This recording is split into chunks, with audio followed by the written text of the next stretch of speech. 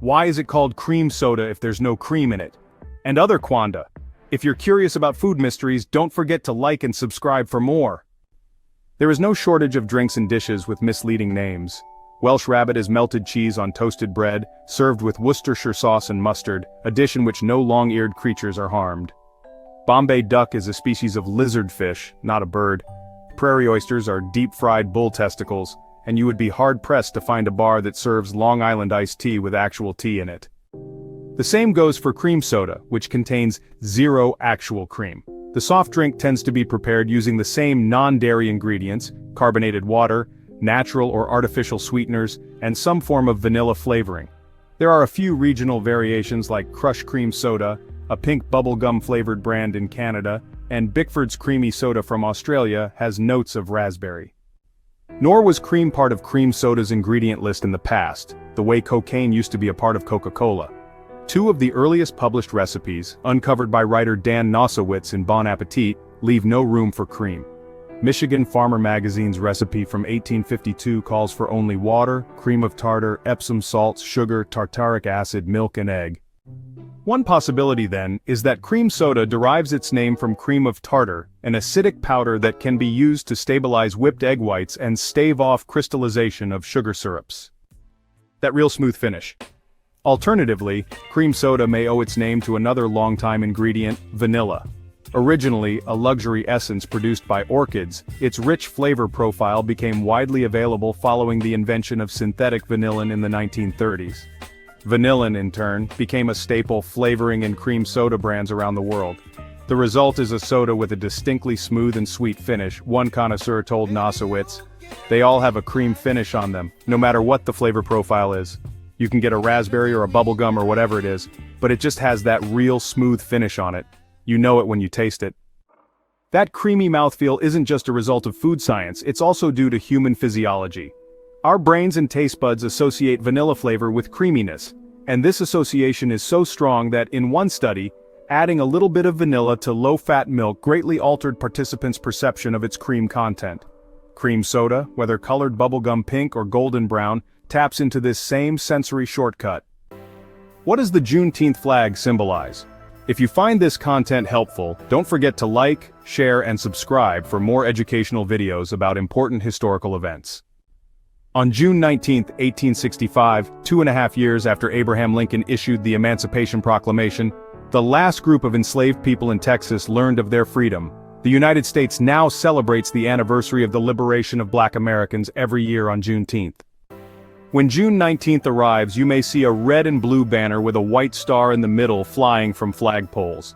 Since it was created more than 2 decades ago, the Juneteenth flag has become an important symbol of the holiday. According to Oprah Daily, National Juneteenth Celebration Foundation founder Ben Haith designed an early version of the flag in 1997. 3 years later, artist Lisa Jean Graff revamped the design into the banner people recognize today. The final big change came in 2007, when the date June 19, 1865 was added to the side of the flag. Every element of the flag signifies an important part of the holiday. The top half is red and the bottom half is blue. Instead of a straight line dividing the two colors, they are separated by an arc. This shape is meant to resemble a horizon, symbolizing a hopeful future for Black Americans. The smaller white star in the middle is a nod to the Lone Star State, the state where the last enslaved people were emancipated, as well as the freedom of Black Americans in all 50 states. The starburst surrounding it is meant to be a nova, or new star, symbolizing new beginnings. The colors are also significant. By mirroring the red, white, and blue colors found in the U.S. flag, the banner emphasizes that enslaved Black people were Americans, and so are their descendants. The first official Juneteenth flag-raising ceremony was held in the year 2000 in Boston's Roxbury Heritage Park. Today, flag-raising is one of many ways the holiday is observed. Here are more facts about Juneteenth. So what is Flag Day anyway? If you enjoyed learning about Flag Day, don't forget to like, subscribe, and share this video with your friends. Ingloriously crammed between the holidays that typically bookend summer, that would be Memorial Day and Labor Day, Flag Day doesn't tend to get much respect. Perhaps things would be different if we got the day off, or if there was any kind of actual glamour surrounding the holiday, like, the advent of a signature Flag Day snack or cocktail. Or maybe Flag Day just needs something simple, like a brief history. to help contextualize it against the backdrop of summer's better-known holidays. So when is Flag Day, and what exactly does it celebrate? Every June 14th, the United States doesn't just celebrate the flag as a single entity, it actually celebrates the adoption of the flag itself, which happened on June 14, 1777. Basically, Flag Day is the birthday of the American flag, and, please don't celebrate with candles and cake. The flag shares its birthday with another important American institution, the United States Army, which was created as the American Continental Army by the same Second Continental Congress that passed the resolution to adopt the new flag.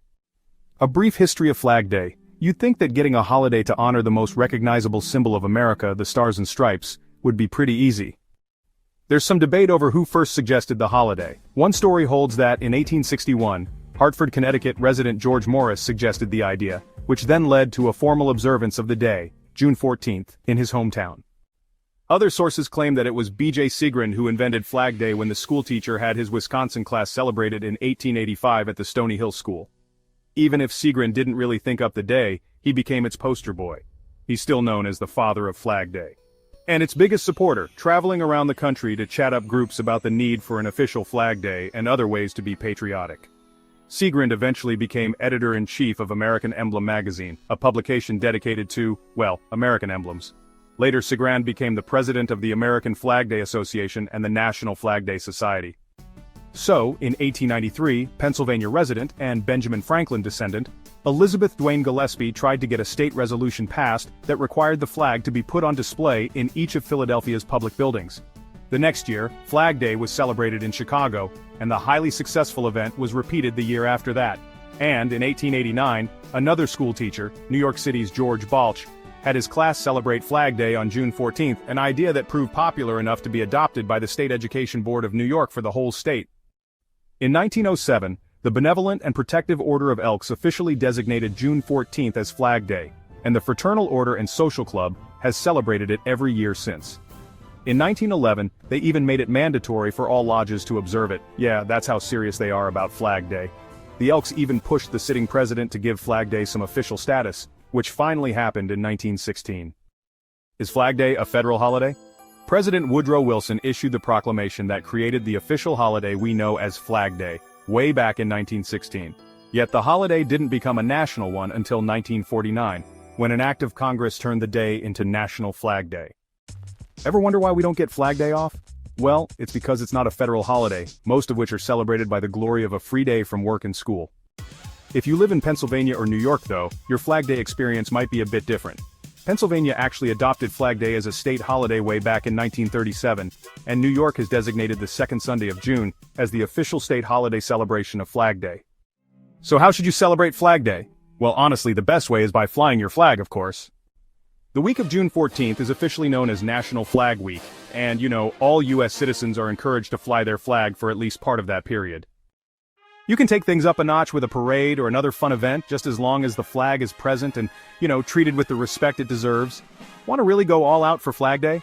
Maybe consider visiting the Betsy Ross House in Philadelphia or Seagrin's old school in Wisconsin, which has actually been fully restored to reflect the time period when he supposedly came up with the idea for the holiday. America isn't the only country that celebrates the creation of their flag with an official Flag Day. Australia's Flag Day happens in September, Argentina celebrates in June as well, and Canada honors their own maple leaf the day after Valentine's Day. So what's the biggest shark? The great white shark in Jaws from 1975, supposedly 25 feet long and weighing 3 tons, really unleashed a deep-seated fear of these fish among moviegoers. But are great whites actually the biggest in the seas? Let's dive into that question. Which shark is the largest? If you love learning about incredible sharks and ocean mysteries, make sure to subscribe for more jaw-dropping facts. The largest shark to ever live was likely the mighty Megalodon, or Otodus megalodon, which swam in prehistoric oceans from about 23 to 3.6 million years ago, and is now definitely extinct. Paleontologists have estimated their maximum size at 43 to 82 feet long, based on analyses of incomplete skeletons, teeth, and even fossilized feces. Megalon's diet consisted of seals and filter-feeding whales. One of its prey was supposedly the 16-foot Piscobalena nana, a marine mammal that resembled a humpback whale. Megalodon's chompers could grow up to 7.5 inches long to devour gigantic prey. The largest extant shark species and the biggest fish species on Earth is the whale shark, or Rhincodon typus. These gentle giants reach maturity when they're about 30 feet long, but they may grow to a maximum of 65 feet. Whale sharks can also have long lifespans. One 2018 study suggested that they attain adulthood at age 25 and can live for up to 130 years, though that's nothing compared to Greenland sharks. A 2016 study in Science revealed that the Arctic fish can live for at least 272 years, and probably a century more than that.